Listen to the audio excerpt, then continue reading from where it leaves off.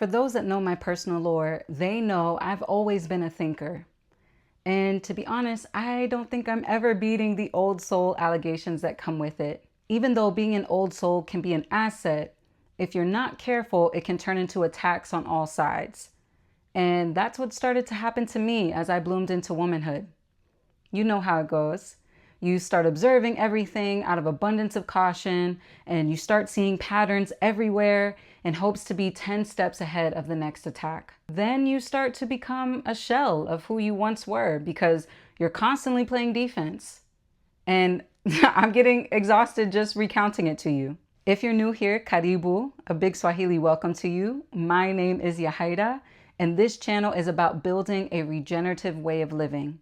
I share my journey as a birth worker, educator, filmmaker, and future homesteader building what I call kin and soil.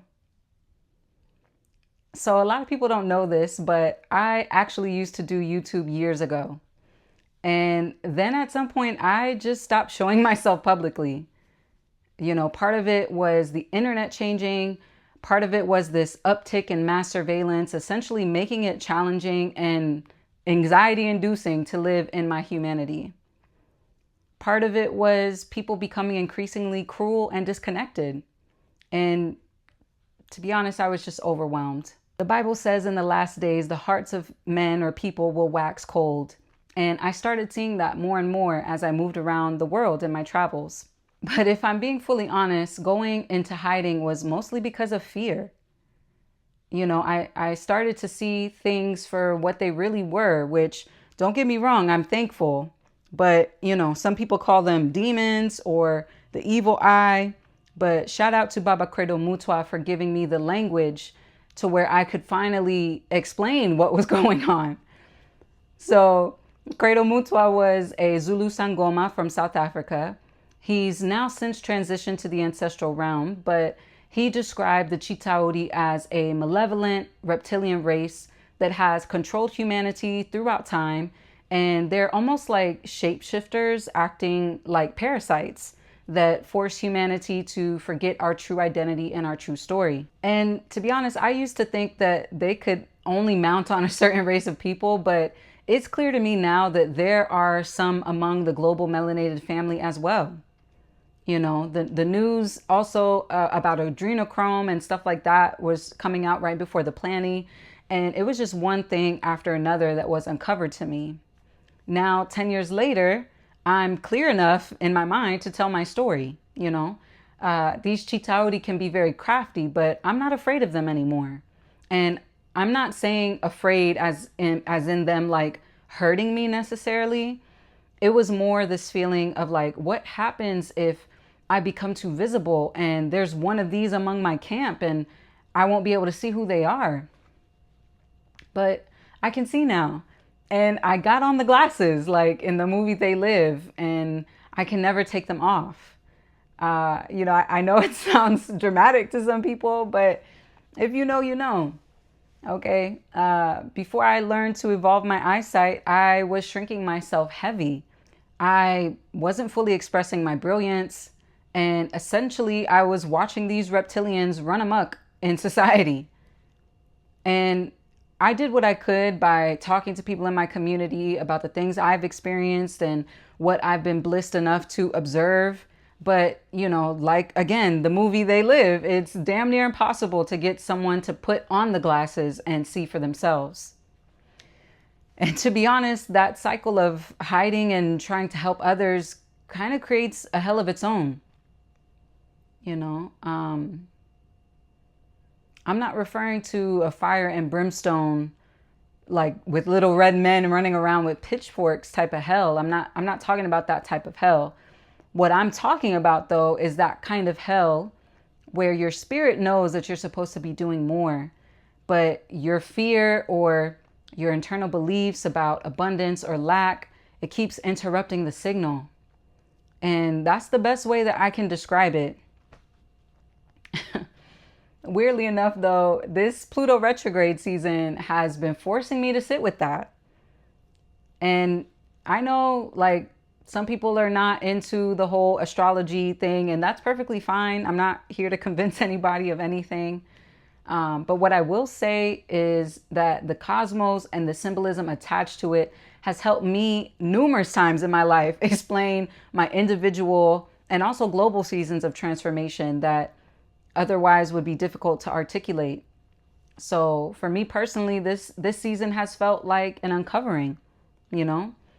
Pluto demands truth, and it demands the light to shine bright.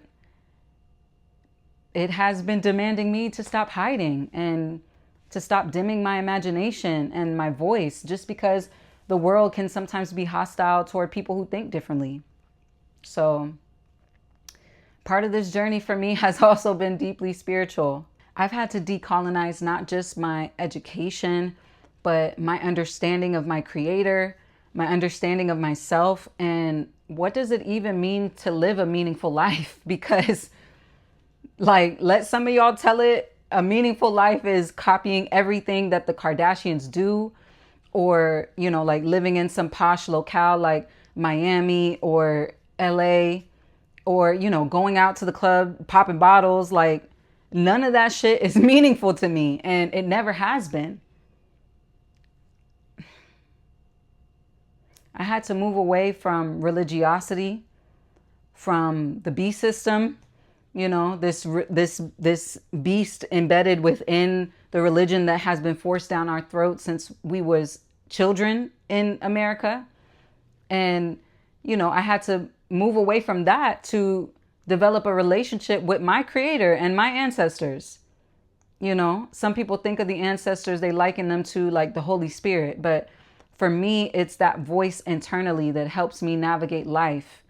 You know, like people say like intuition. But even with this help, it doesn't mean that I know everything now, because trust me, I don't. I still have questions every single day. But this intuition, these ancestors have given me a major leg up into insight that not everybody has. And it helps me to be able to see life as more like an adventure with levels to challenge me. Like, I think that's probably what I agreed to whenever I was planning my soul journey down to this planet. You know, I said to my council, like, give me a good plot. Give me a life that is avant-garde, you know, peculiar even. And it's been up ever since, you know. It feels good knowing now that the struggles that I've been through have not been in vain. And all the ways I have been mistreated or shunned by others don't really matter anymore. You know? So what's the difference? The difference is that I take my time to deeply interrogate my choices. And once I have that knowledge base, I apply what I've learned for the next time. I've always intrinsically known this. Like, every day I wake up is another opportunity for me to get it right. And from all of this motion, like, something that I cannot continue participating in are the ways of living that are actually holding human beings back from themselves. You know, like, I look at some of the things I've been able to witness in nature, and every time I'm just like in awe looking at these pictures and videos on my phone. A little story time. I was at my favorite beach in Dar es Salaam, and me and my friend got caught as the sun was going down. And if you've been anywhere in the global south, you know that once it's dark, okay? Like, there are no street lights, nothing. Just complete black, okay? And we got caught as the sun was going down. So, man, we step out the place that we was at, and we see this. Like, have you ever seen the moon look like a portal like this? And imagine, the picture doesn't even give it justice. Like, I've seen a rainbow like balled up before, like I guess a rainbow maybe. I've been to beaches that felt like I was standing in a jacuzzi because every time that you step down, bubbles are coming up, like big bubbles.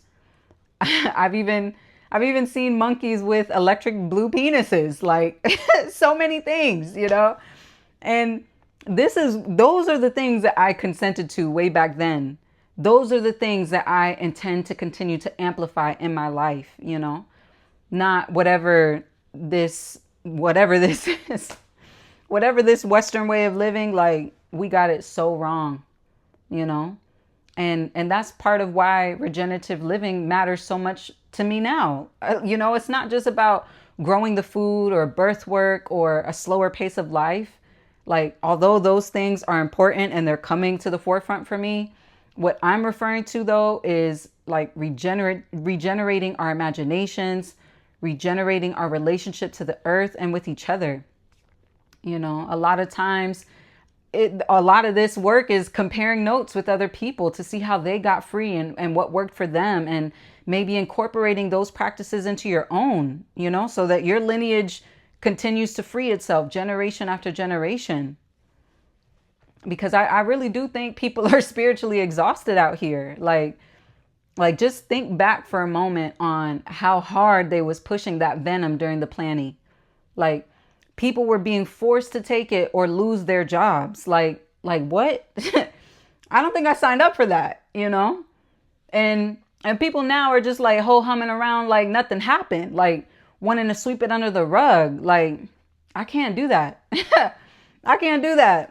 This can't be poo-pooed away, okay? Because at some point, my children are going to ask me to make an account of what I did and did not do during this time. And when I say my children, I'm also meaning my students and the children in my community. So like, for me, what we're doing here, like, this is not content creation for me. This is more like a documentation, like, me developing a living archive for them. And I think that's why I disappeared before, because I was still trying to wrap my mind around all of this, like peeling back the layers and taking on that mantle, that responsibility, you like working on my dark nights of the soul. Like, healing, as many people say, is not linear. Okay. I don't think people magically ascend and become these enlightened gurus, like floating on the mountaintops, eating mangoes and speaking in riddles. Like, that's not what this is for me. Okay. Very much not what this is for me.